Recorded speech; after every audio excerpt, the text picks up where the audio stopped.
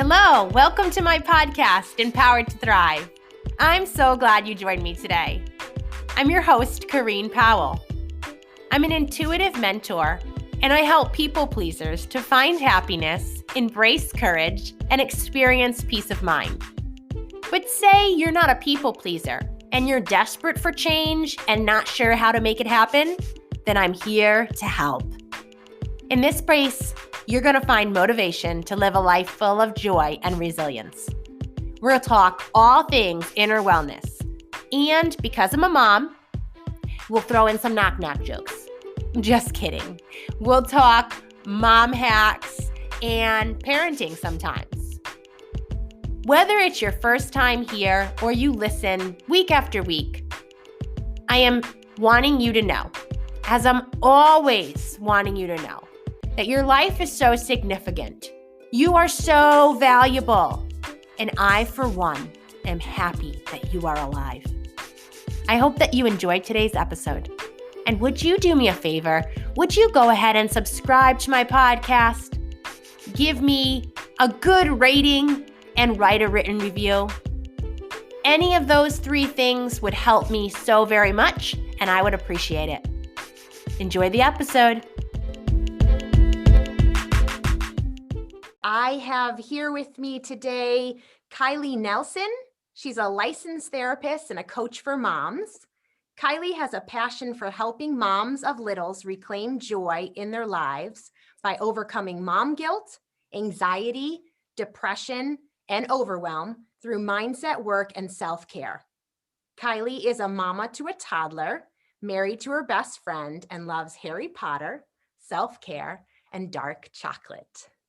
Yes, dark chocolate is good. So it is delicious. Thank you so much for having me. I'm so excited to be here. Yeah, my pleasure. And today I'm interested to hear what you have to tell us about sleep hygiene for moms and good. Yes. Yeah. So sleep hygiene, I think, is just the most important thing whenever we're talking about like self-care and emotional wellness. That's always the very first thing that I check in with people on, because if you're not sleeping, if you're waking up every day and you're exhausted, it's going to be really hard to make progress in the other areas of your life. So if we can get you sleeping well, then you're going to have so much more like energy and you're just going to be able to do so much more. Totally. I feel ya. Yeah. Yeah. This last year, well, maybe longer. I don't know, sometimes timelines, but I've been focusing on just what my body needs, and sleep is one of those things, like what I put into it, how I move it, and then how much time I'm sleeping. So this is what you're going to say, I'm sure is going to even help me in the direction I've been trying to go. Yeah. Yeah. So I kind of, talk about two different things whenever it comes to sleep hygiene. First, it's just like our normal schedule and routine and what we're doing in our day and how we might have to change some things up there. And then the second part is what we're doing for those 1 to 2 hours, like right before bed. And then when we're waking up in the middle of the night so we can get back to sleep. Yeah. So we can start, and I'll just share first some things about like daily routines and what that might look like to help prepare us for sleep. Does that sound good? Sounds good. Yeah. So some of the first things that we always look at, of course, are your caffeine intake. So are you drinking any caffeine during the day? Are you having caffeine in the afternoon, early evenings? If so, you might be a person who needs to cut that out. That's not true for everyone, but if you're having trouble sleeping, then that should be something that you should look at first, is what's your caffeine like in the afternoons. And then the other big thing for daily routines is looking at where's your exercise. I know right now, especially with kids at home and the pandemic, a lot of people are waiting to do their exercise until after their kids are in bed, especially if you have younger kids. But that can also make us awake and alert, and then we have trouble resting and falling asleep. So those are two really big things to think about as far as like lifestyle things that we're doing, and how that's affecting our sleep as well. Okay. Yeah. Yeah. just hearing you, thinking about my own life, oh, when do I have coffee? And it used to not affect me at all when I wish it Yeah. did. And I'm kind of at that point where I'm not sure how it affects me. Um, Yeah. so I know that I haven't slept as well in the last few weeks, and it made me think like, I wonder if I could figure out why that is. Yeah. And I think there's so many other sources of caffeine too. Like sometimes we don't even think about like hot tea or like soda or anything like that that maybe you're just used to grabbing with dinner or having in the evenings, and that could be causing that to happen. There are some really great decaf options that you can always look into. If you like to have your afternoon cup of coffee or tea, just find a good decaf alternative. It doesn't mean that you have to completely give it up, but just figuring out how to make it work for you so it's not causing you to be awake Right. all night. Yeah. Yeah. Yeah. Some of the other things about a daily routine is trying to have a normal wake and sleep time that can be really helpful. So if you're waking up about the same time each day and trying to go to bed about the same time each day, um, that can be super powerful because our bodies kind of work like a clock. So they're used to doing the same things around the same time. And so if we're like sleeping in really late on the weekends and then staying up really late and then trying to reverse that during the week, then we're also going to have a really hard time getting to sleep at the time that we want to go to bed because our body is going to be like, wait, I thought we switched this up. Right. Yeah. Yeah. So, and before going to sleep, I've heard things about like blue light or like, I don't know, is that the term for the light on our phone? Like that Yeah. it can be harder to sleep when you're looking at your phone right before sleep. Is that what you're also, is that the direction? Definitely. Yeah, so I really encourage my clients to develop an evening routine where you put away your screens at least an hour before bed. And that can sound like a lot for some people, especially if you're doing a lot of work at night. I know I myself work some nights in the evenings right now because my son is little and at home with me and I've got to get some work done. But when possible, putting our screens away at least an hour before bed and trying to do something more relaxing, whether that's like playing a board game or a card game with your partner or reading a book, like a paper book, or doing some yoga or some meditation or just taking a hot shower or doing something like that without all this external coming in.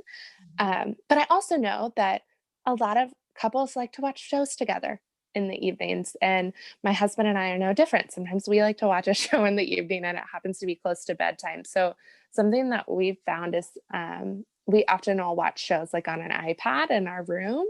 And if you go to the light feature on your phone or on your iPad, if you hold it down, there's a function called night mode and it switches the light on your phone so it doesn't keep you awake quite as much.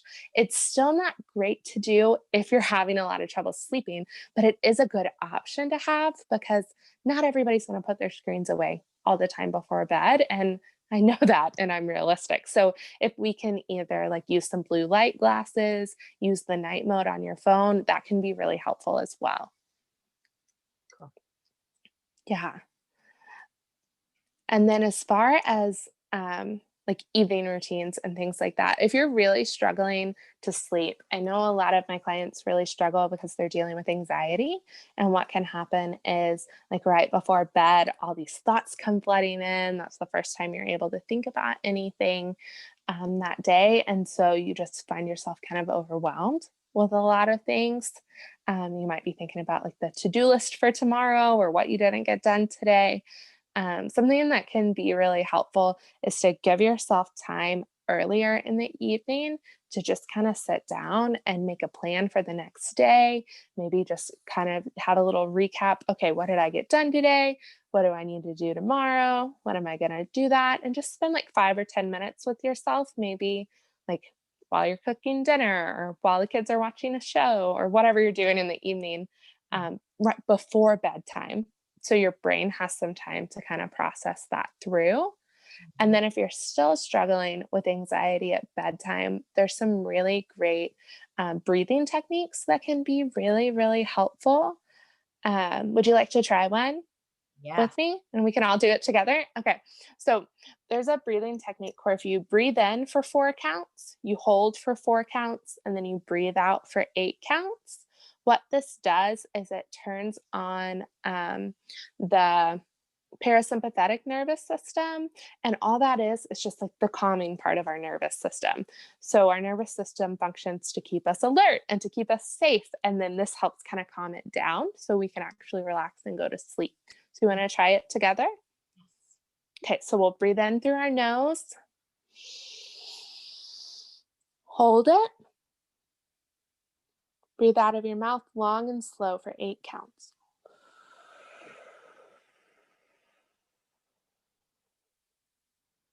Do you feel your shoulders relax? I don't know. It just feels good to do it. Anytime I breathe in Yeah. the middle of a day, it just feels let, Yeah. yeah. So this is a great breathing to do like over and over again for about 3 to 5 minutes. That's when you'll really get the full effects as opposed to just doing it once or twice. But what it does is it's just going to help your body calm down. And it's also really great if you just count your breaths while you're breathing, because then you're not thinking about those thoughts that are coming up in your mind. Your mind is focused on something else. Your body is relaxing, and then you can kind of get off to sleep. That can be really, really helpful. Cool. Thanks. Yeah. I know And I think oh, sorry, go ahead. I stretch sometimes, like I'll do certain stretches before bed. Mm-hmm. Feel like I can incorporate the breathing in addition, and it feels like it'll be more of a complete like relaxational tool, and it's just a good thing for my body. Like when I stretch it at the end of a day, then it means no Yeah. matter how many times I have or haven't during the day, at least I'm like taking that mindful step and saying, oh, what does my body need right now? So I'm going to incorporate the breathing too. Yeah. I love that. And if you're doing this breathing like outside of being in your bed, something that can be really helpful is to lay with your legs like up against the wall like an L and your back like flat on the floor. Um so like your bottom is like scooted up to the wall and your legs are flat up on your back. And for whatever reason, this position tells your body that you're calm and you're safe. And so it can make the breathing start to work faster too, just to help calm you down, Okay. which Cool. can be really powerful. Yeah. Yeah. And then I think the other really, really big thing about sleep is the room that you're sleeping in. And so thinking about what is going on in that sleep environment. We want to make sure that it's dark. So that could look like getting some blackout curtains. It could also look like I have this power strip in my room that has this bright blue light on it. And Mhm. so I turn it off every night because what's plugged into it doesn't really matter. But if you can't turn it off, getting some black duct tape or something and really going around and covering up those lights in your room that you see. I know a lot of us will have a clock, right, where we can see it when we wake up. And that can be really unhelpful if you're waking up all throughout the night as well, because it provides light in the room that you don't need. But then you also go into that cycle of, oh my goodness, it's 2 a.m. I only have this much longer to sleep. I'm exhausted. And then that raises the stress levels, and then you can't fall back asleep. So that breathing can be really helpful then too. But Uh-huh. just having something dark, having something quiet. So if you can maybe have a sound machine, if you have a lot of noise, if you're able to wear earplugs, like if your kids are older and that would be safe because they can come get you, you could wear earplugs. Um, or you can just really look around your house and figuring out, did I leave a TV on? Is there any noise? What's happening? Mhm. Um, that can be really helpful too. And then the last thing to think about is the temperature of the room. So we really want the room to be like slightly chilled. So not super cold where you're freezing, but you don't want to be really warm either. You want it to be where you need a blanket or something to help keep you kind of cozy and warm while you're sleeping. So it's going to just help your body sleep better too. Okay. So do you incorporate these things regularly for yourself? I do. Yes. If I ever forget to turn my power strip on, off when I go to bed, I wake up and I'm like, "Oh no, it's on," and I see it and I have to turn it off, and I know that that's what woke me up. But usually I also a lot of times will sleep with an eye mask on to keep it dark because I tend to go to bed before my husband sometimes, and he might be up reading or doing something or turning on a light so he can see when he comes into the bedroom. And so just finding a way to make it dark for you Yeah. can be really important.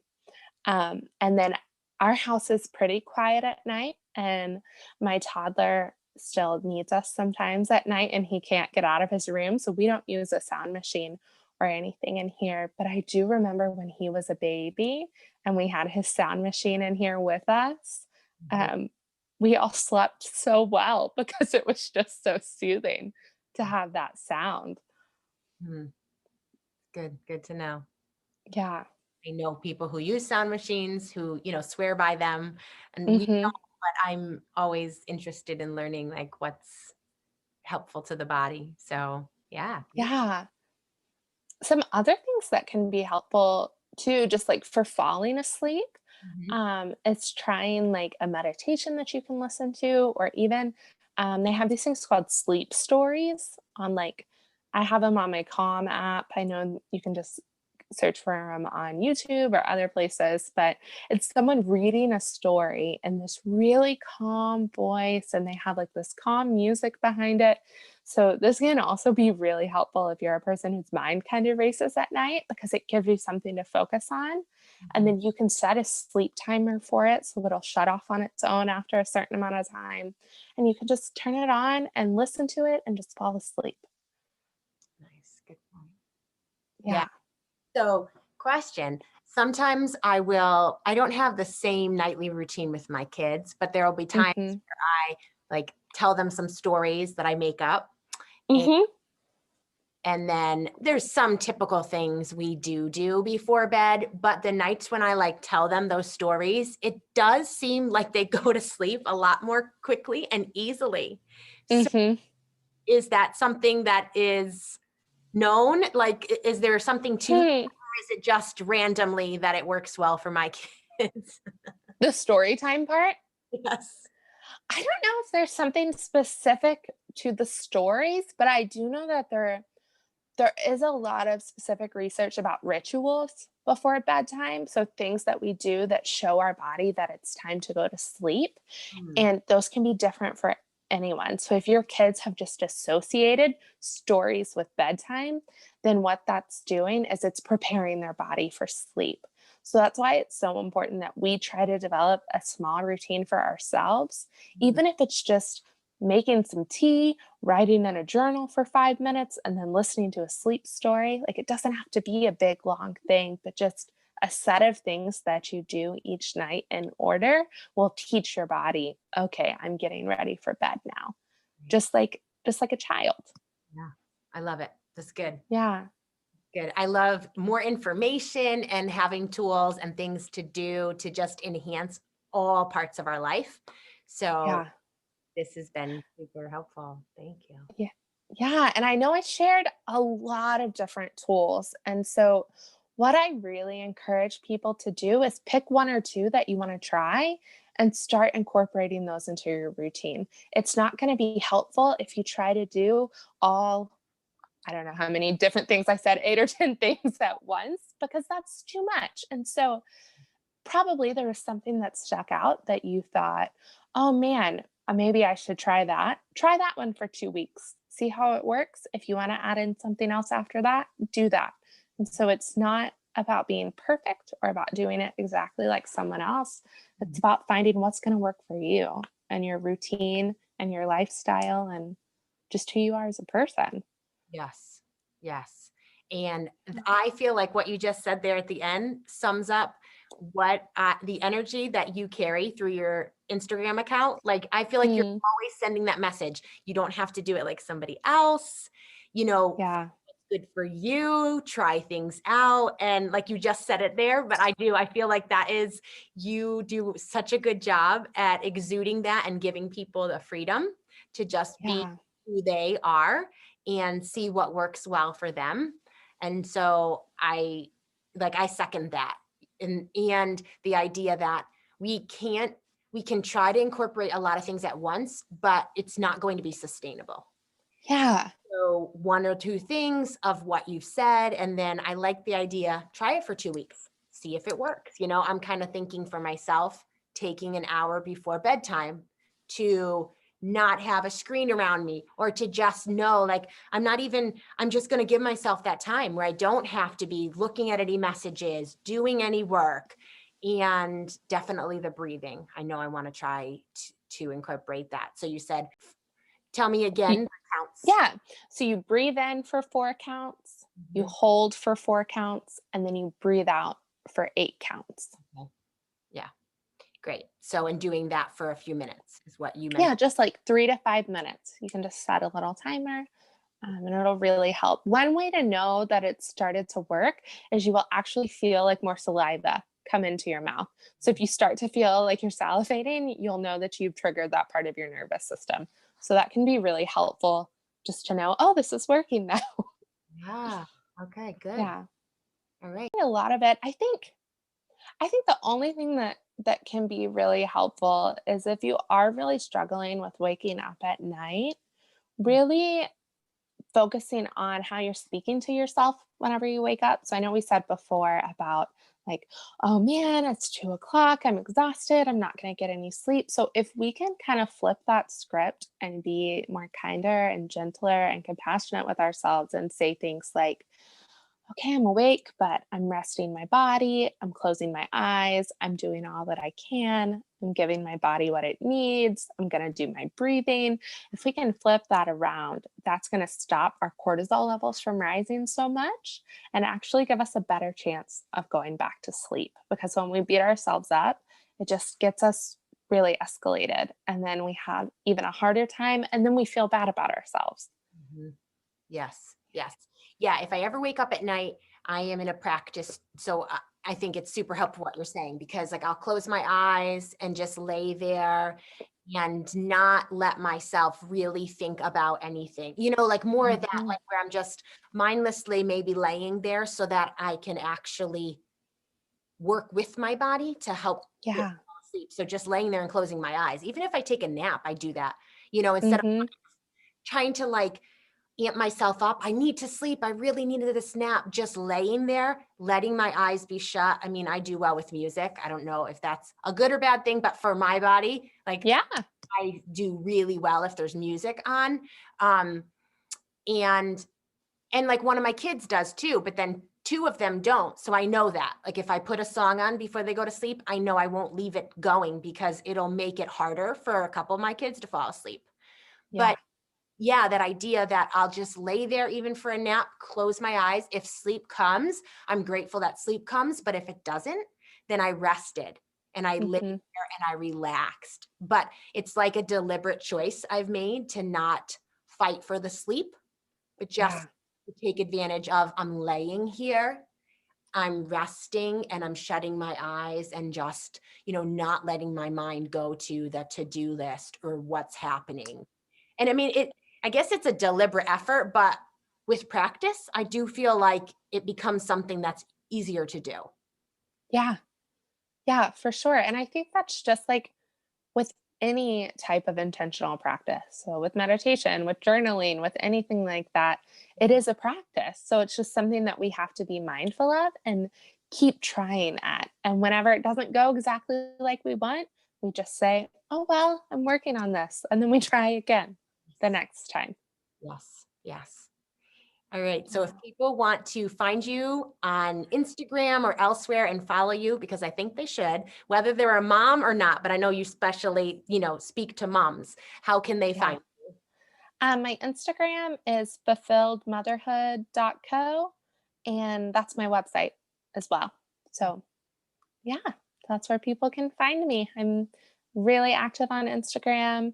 And then if you want to get in touch with me, my website or my Instagram DMs are a great way to do that. All right. Well, thank you for being here today, Kylee. I've enjoyed it. It's been super informative. So thank you so much for having me. I wanted to give you all a little follow-up. Since Kylee and I recorded this conversation, I started to cut back on my caffeine intake. If you didn't notice through the conversation, I'm one of those people who applies whatever it is that I hear. If there's something that I'm learning that I know I need to take action on this. And so it began right after the conversation with Kylee that I cut back on how much coffee I was drinking within the day. Not necessarily the time of day, but the amount. And so I have noticed that it's been helpful to my body to have less caffeine during the day. I still drink a couple cups, but it had become even more than that. And I was just unaware that I had upped my caffeine intake. There are other things that I have practiced and created change around since this conversation with Kylee. But like we talked about during the episode, one change, making one incremental change at a time is going to be more beneficial than trying multiple things at once. It won't be so sustainable. So cutting back on my caffeine intake has been my one focus point. And some of the other things that I have brought in have also been beneficial, but less of a focus. I hope that there's something that you take away from this episode that you too can bring about change within your daily life.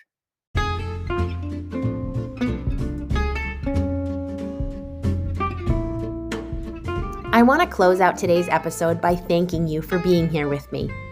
I hope what you've heard has been helpful. If there's anything I've shared that you want to talk about in more depth, you can find me on Instagram at Kareen_ChangeRadically. Or of course, you can go to my website, changeradically.com. There's other ways to contact me, and you can find those ways in the show notes.